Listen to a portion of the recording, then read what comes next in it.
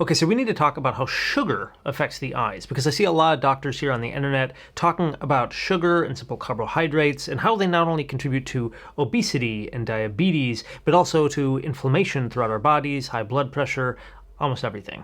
But I never see anybody talk about how sugar affects the eyes. And if you feel like your vision is becoming blurry, or maybe you're seeing new spots in your vision, then it may not just be your eyes changing, it could be your blood sugar. Hi, I'm Dr. Joseph Allen. I'm a board-certified doctor of optometry, and I'm sharing this information because I don't want anybody to lose their vision or go blind. Now, in the eye clinic, we see the effects of sugar on the eyes all the time, but usually in the extreme cases of things like diabetes. But even for people who are not diabetic, we still often see these, especially for people who maybe don't know that they're diabetic or heading in that direction. So the first way sugar can affect the eyes, it can cause your vision to go blurry. Oftentimes people will notice vision is harder to focus up close or sometimes even see in the distance. And this is because elevated blood sugar will cause the lens inside the eye to swell. And with that swelling, you often get a prescription change, and so people's vision will seem off. They'll come in because they think their glasses are wrong, but in reality, they just need to have their blood sugar come down to normal, which sometimes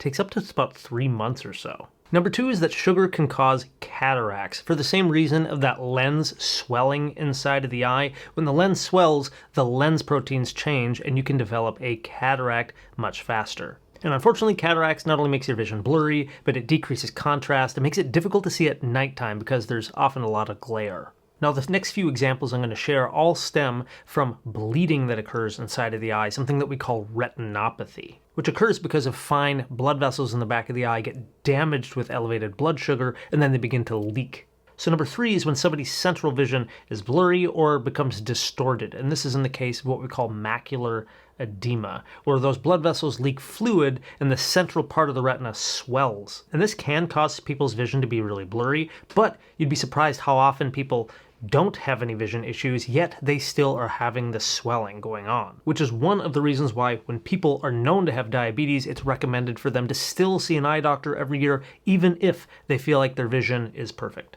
The 4th way sugar can affect the eyes is people can see new spots floating in their vision. This is usually due to vitreous hemorrhage. Similarly, when the blood vessels leak inside of the eye, they can bleed and they can float in the gel, and people will see this as either some blurred vision or kind of new floating spots. And in more advanced cases of retinopathy, you start to see new blood vessels grow inside the eye, something that we call neovascularization. You can even see this on number 5, which is when you look at somebody's iris and you'll see new blood vessels growing on the surface there, something that we call rubeosis or iris neovascularization. Number 6 is where people can have loss of vision, and this is sometimes due to more advanced cases of things like diabetic retinopathy, where the blood vessels leak and a fibrous membrane forms, creating a retinal detachment, where this fibrous membrane pulls on the back of the eye and tears part of the retina coming off with it. And unfortunately, this usually ends up with devastating amounts of vision loss. Number 7, I don't see many people talk about, and that's an increased risk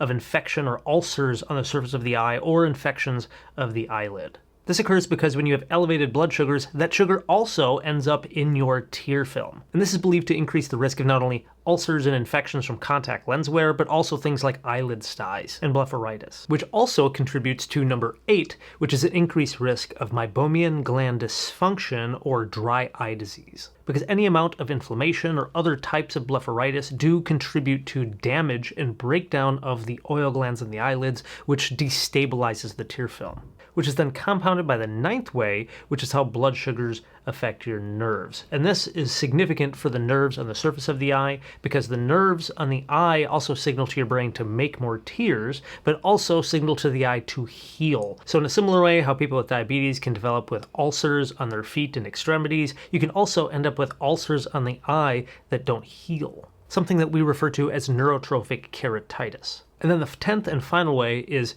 double vision. This is oftentimes seen with people who have either extreme levels of poorly controlled diabetes or kind of just mixed with older age.